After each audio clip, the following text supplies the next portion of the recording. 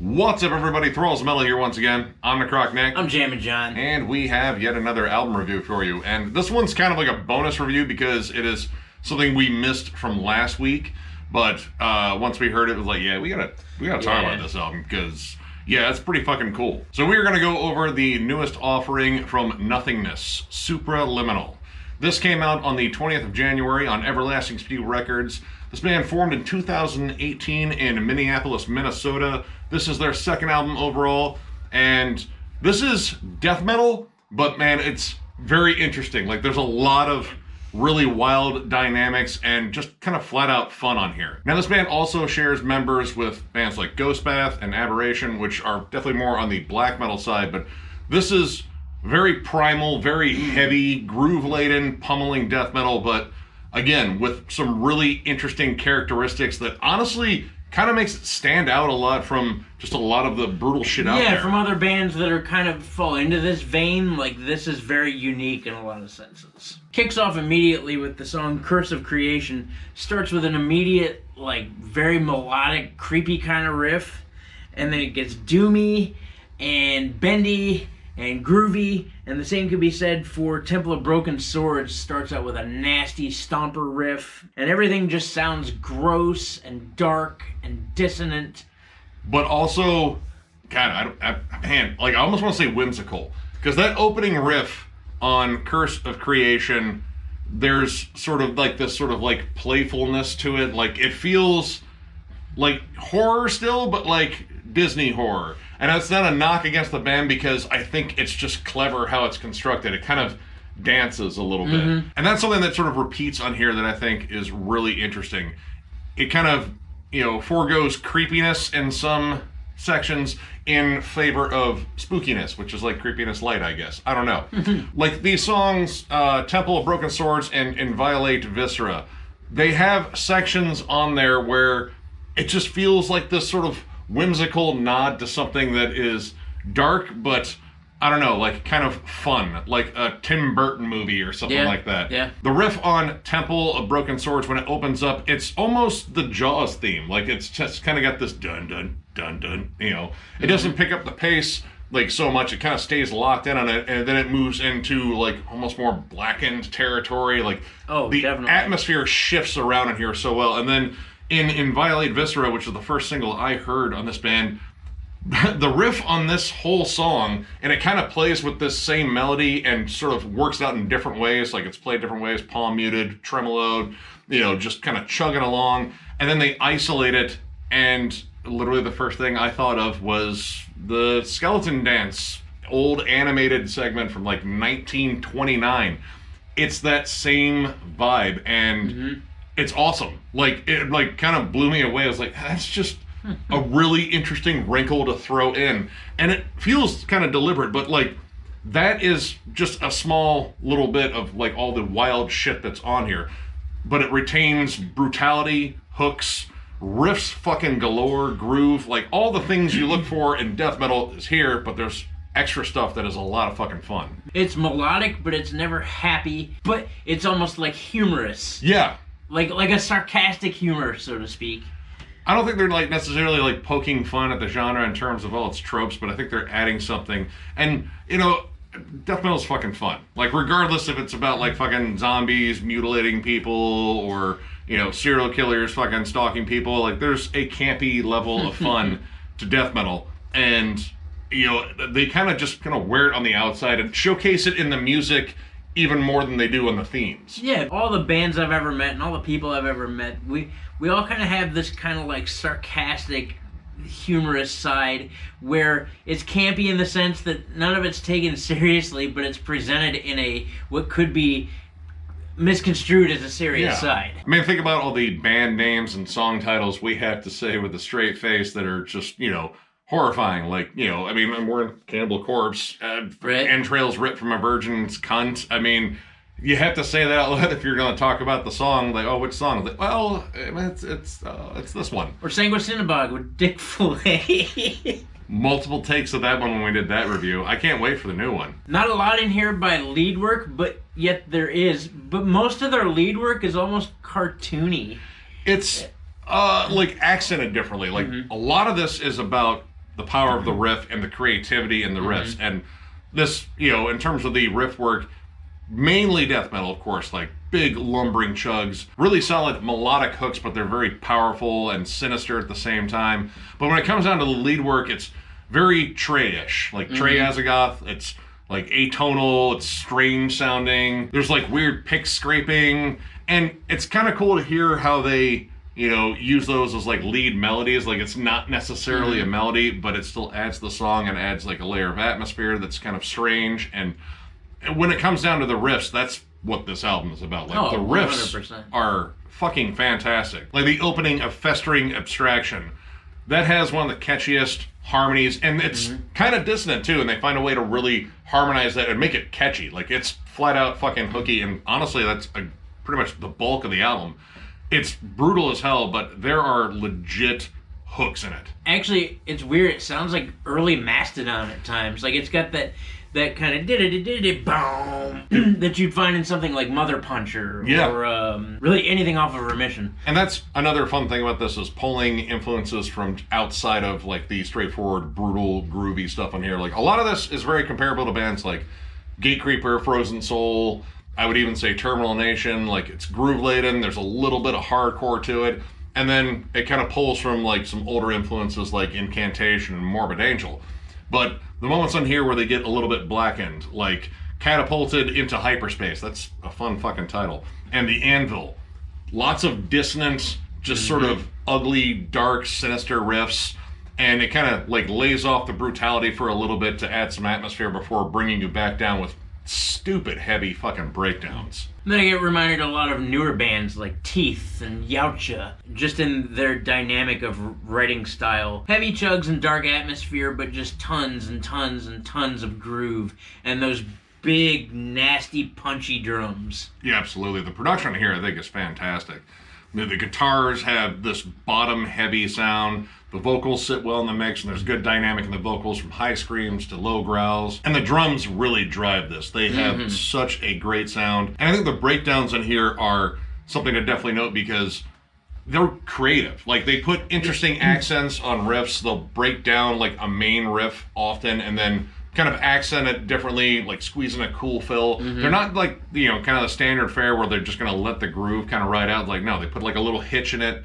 And it's kind of, again, like a microcosm of their writing style. Like, there's a lot of creativity in all their writing. And while you can pick apart like similarities, like, bands that are similar or bands they may have pulled influences from, they make it their own. Yes. And it's sort of like an immediate thing. Like when you hear like, that is something kind of unique, but again, I know kind of what this sounds like. I know the camp it's coming from, but at the same time, that's not a way that any of those bands would necessarily present the content. In fact, all these tracks stand out. I didn't find a really bad track on the record, but one that definitely stands out as extremely unique to this album is Beacon of Loss.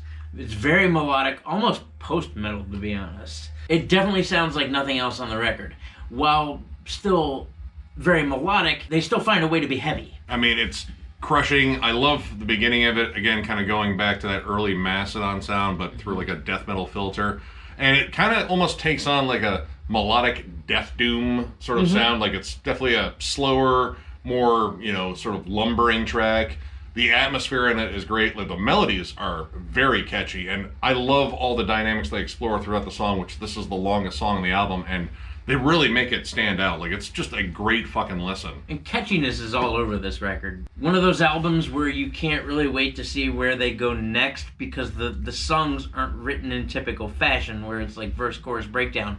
There's just a lot going on with intricacies in weird melodic riffs, but still stupid fucking heavy. And I just liked seeing what happened next.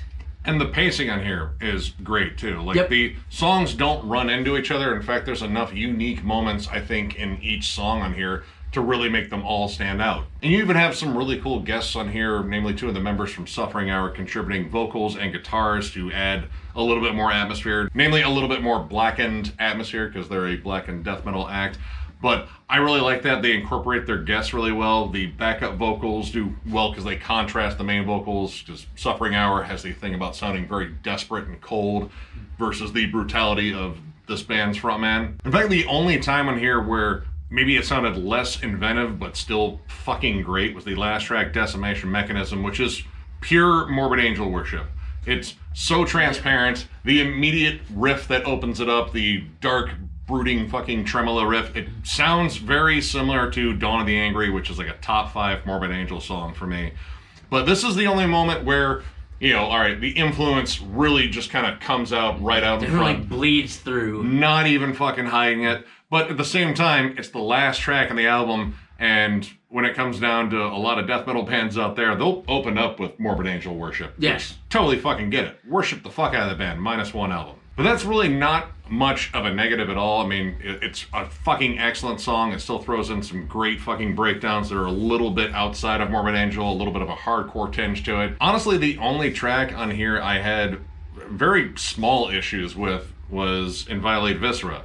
I love that track. I think it's really fucking creative. My issue with it is it's the shortest track on here. It's under 3 minutes, and I just feel like the ideas are too condensed. Like, that's the only issue. Like, it has a really cool, clever riff. Again, it's that bouncy sort of, like, whimsical fucking fun, but it's still brutal. like... Yeah, and you get that little skeleton dance bit in there, but I feel like it just ends. And it feels like there could have been like a full minute and a half more of just cool, clever ideas. Because they really tapped into something on that one that I thought was really different. And it kind of just left me wanting more, which is still kind of a compliment in a way. But yeah, that was about it for me. Yeah, to be quite honest, I really didn't have very many complaints. The production is great.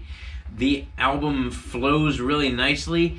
It starts strong, it finishes strong, and the way that songs are constructed are a lot of fun, always. You could tell these guys were having a lot of fun when they wrote this. Aside from Inviolate Viscera being a little too short, it still wasn't without a punch. It was a super enjoyable listen, being the fact that these songs aren't typical in their construction makes you kind of thirsty for what lies around the corner. It weaves in and out of normal constructs of music all the time.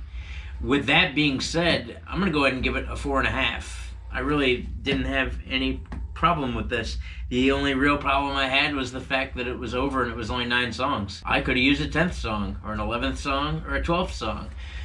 It is grossly entertaining. Who knew that such magic lied in Minneapolis? I've been to Minneapolis.